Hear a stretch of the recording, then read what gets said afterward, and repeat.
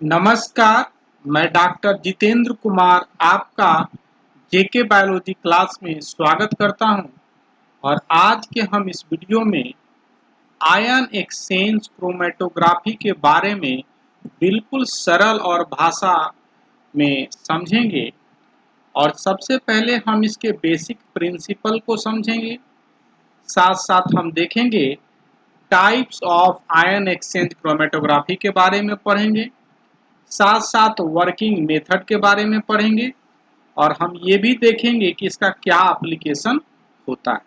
यह टॉपिक काफ़ी महत्वपूर्ण है और इससे डिफरेंट तरह के कॉम्पिटिटिव एग्जामिनेशन में सवाल पूछे जाते हैं।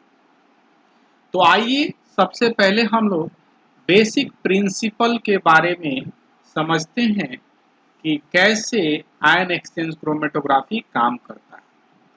तो इसमें होता क्या है कि अगर आप मिक्सचर ऑफ प्रोटीन और सैंपल, जिसको हम सैंपल कर रहे हैं, जिसमें बहुत सारे मिक्सचर ऑफ प्रोटीन हैं, अगर आप कॉलम पर लोड करते हैं एट पर्टिकुलर पीएच, तो आप देखेंगे कि चार्ज प्रोटीन जो है बाइंड कर लेता है opposite charge of stationary phase of beat. मतलब कि ये आयन एक्सचेंज क्रोमेटोग्राफी है और इसके स्टेशनरी फेज में आप देख रहे हैं कि पॉजिटिव चार्ज वाले मॉलिक्यूल्स या रेसिन या बीट्स हैं। अगर आप इससे मिक्सचर ऑफ प्रोटीन पास करेंगे तो आप पाएंगे कि जो प्रोटीन नेगेटिव चार्ज वाले हैं, इसमें क्या हो जाएंगे, इससे बाइंड हो जाएंगे। नेगेटिव वाले प्रोटीन वाले क्या हो जाएंगे, इससे बाइंड हो जाएंगे। ठीक उसी तरीके से मान लीजिए कि अगर कोई नेगेटिव चार्ज बिट्स है तो उसे पॉजिटिव चार्ज वाले प्रोटीन बाइंड कर लेंगे। मतलब चार charge interaction, opposite charge interaction पर ये बाइंड कर लेते हैं। और जो भी अनवांटेड प्रोटीन है और इम्प्रूटीज है वो क्या हो जाएगा, रिमूव हो जाता है बाय वॉशिंग कॉलम। और कॉलम को वॉश करेंगे कोई बफर डाल के, तो इम्प्रूटीज जो भी रहेगा इसके थ्रू क्या हो जाते हैं, बाहर निकल जाते हैं। और बाद में हम लोग या तो हम साल्ट का ग्रेडियंट बनाते हैं या पीएच को चेंज करते हैं और जो हमारा बाउंड प्रोटीन है उसको हम लोग क्या करते हैं, इल्यूट करते हैं। ये बेसिक सिद्धांत है। पहले हम लोग क्या करते हैं, प्रोटीन सैंपल के मिक्सचर को बीट्स के थ्रू पास करते हैं। तो चार्ज बीट्स जो हैं, अपोजिट चार्ज बीट्स जो हैं स्टेशनरी फेज में जो मौजूद हैं, वो प्रोटीन के अपने अपोजिट चार्ज वाले को बाउंड कर लेते हैं और फिर हम उसको क्या है, इल्यूट करते हैं। आइए हम लोग और इसको थोड़ा डिटेल से समझते हैं। तो ये दो तरह के आयन एक्सचेंज क्रोमेटोग्राफी पाए जाते हैं जनरली।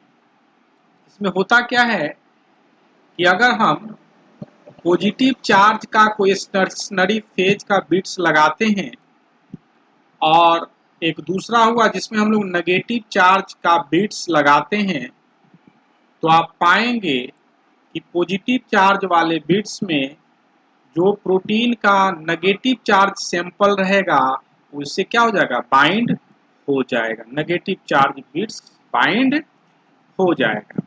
और ठीक उसी तरीके से अगर इसमें कोई पॉजिटिव चार्ज प्रोटीन अगर पास करते हैं तो ये पॉजिटिव चार्ज बाउंड हो जाएंगे और नेगेटिव चार्ज इससे निकल जाएंगे। जैसे ही अगर इस तरह की प्रक्रिया को हम लोग एनायन एक्सचेंज के नाम से जानते हैं।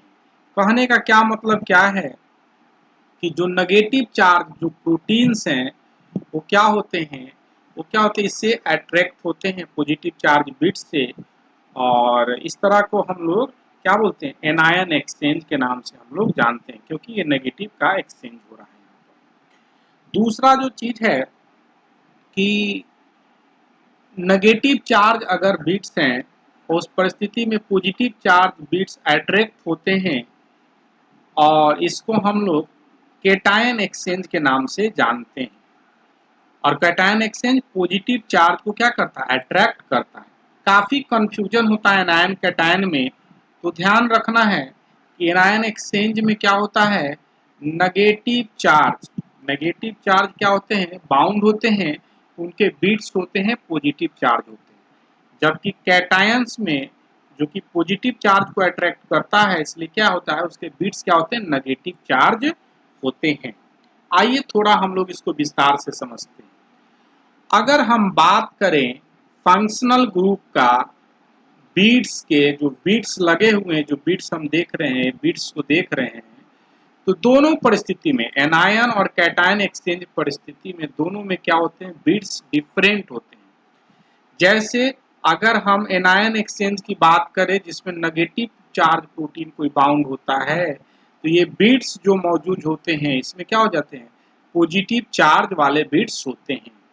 उसी तरीके से जो एनायन चार्ज जो क्या है, कैटायन मॉलिक्यूल्स जो बाउंड होते हैं, उस परिस्थिति में आपका बीट्स जो होते हैं आपका नेगेटिव चार्ज होते हैं।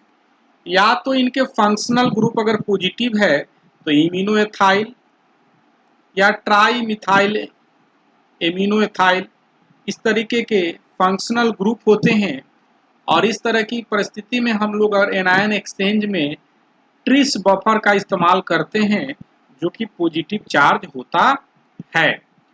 ठीक उसी तरीके से फंक्शनल ग्रुप जो कि एनायनिक एक्सचेंज में कैटायनिक एक्सचेंज में जो फंक्शनल ग्रुप रहते हैं या तो कार्बोक्साइल होते हैं या सल्फो ग्रुप होते हैं या कार्बोक्साइल मिथाइल ग्रुप होते हैं।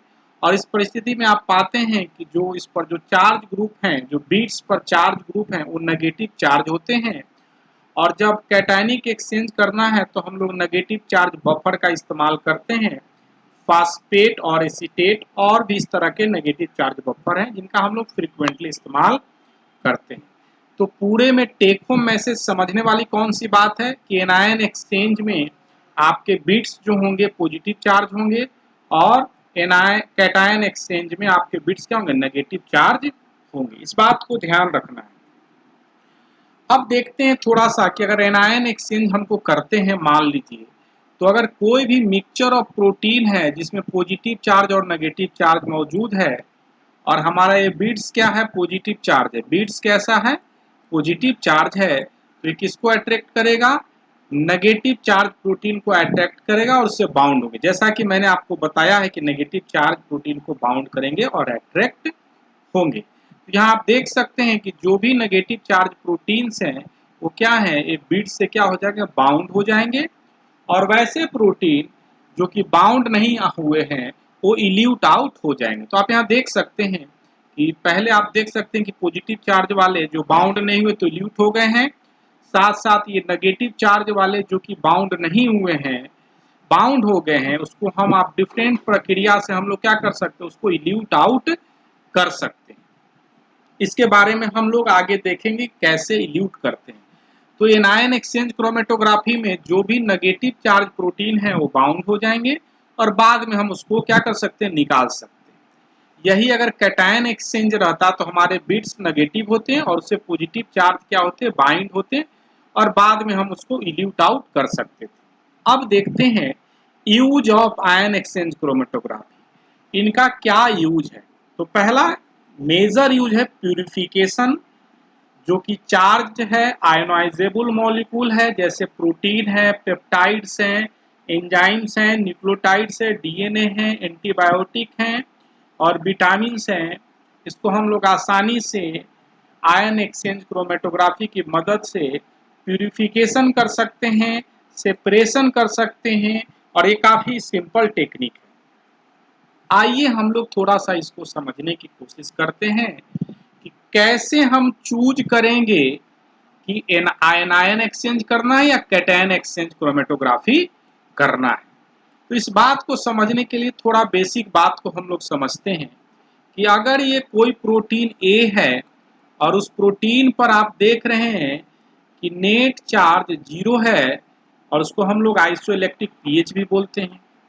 तो मान लीजिए कि ऐसा पीएच जिस पर नेट चार्ज 0 है और उसमें अगर आप पाते हैं कि अगर आप थोड़ा सा प्रोटीन को शिफ्ट कर रहे हैं, एक यूनिट ऊपर कर रहे हैं, आइसोइलेक्ट्रिक पॉइंट से बढ़ा रहे हैं, तो आप उस स्थिति में पाएंगे कि नेट चार्ज नेगेटिव हो जाएगा। ठीक उसी तरीके से अगर प्रोटीन को आप शिफ्ट कर रहे हैं 1 unit below the isoelectric pH, तो उस पर क्या हो जाएगा, नेट चार्ज पॉजिटिव हो जाएगा। मतलब कि अगर इसको आप पीएच 5 पर रखे हैं, इस प्रोटीन का पीएच 5 है, आइसोइलेक्ट्रिक पॉइंट 5 है, और आप इसको बढ़ाते हैं 7 या 8 पर रखते हैं, बढ़ाते हैं, तो उस परिस्थिति में आप पाएंगे कि ये नेगेटिव चार्ज प्रोटीन पर हो जाए, क्योंकि बेसिक कंडीशन क्यों आप बढ़ रहे हैं। ठीक उसी तरीके से प्रोटीन का 1 यूनिट बिलो करते हैं तो आप बेसिकली क्या कर रहे हैं, पीएच अगर 3 की ओर बढ़ रहे हैं तो एसिडिक कंडीशन की ओर बढ़ रहे हैं, तो इसमें पॉजिटिव चार्ज डेवलप होगा, और नेट चार्ज की बात करें तो पॉजिटिव चार्ज होगा। तो आप देखते हैं कि जैसे ही अगर नेट चार्ज नेगेटिव हो गया और इसमें क्या हुआ, नेट चार्ज पॉजिटिव हो गया, क्योंकि आप डिफरेंट कंडीशन में रख रहे हैं। अब अगला सवाल है, आपको देखना पड़ेगा कि किस पीएच पर आपका जो प्रोटीन है स्टेबल है।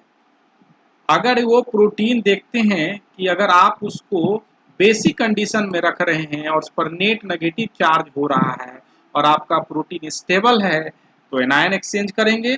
मान लीजिए कि प्रोटीन स्टेबल नहीं है, तो उस परिस्थिति में आप क्या करेंगे, आप पाएंगे कि आपको कैटायन एक्सचेंज करना पड़ेगा, देखना पड़ेगा कैटायन एक्सचेंज। तो आपको देखना पड़ता है कि किस पीएच पर आपका प्रोटीन स्टेबल है, और इसकी मदद से आप लोग प्रोटीन के सेपरेशन के लिए चूज करते हैं कि एनायन है या कैटायन एक्सचेंज हमको चूज करना है। अब आगे हम थोड़ा सा और समझते हैं कि अगर प्रोटीन को हमको ल्यूट करना है, बाहर निकलना है, तो आप कैसे निकाल सकते हैं।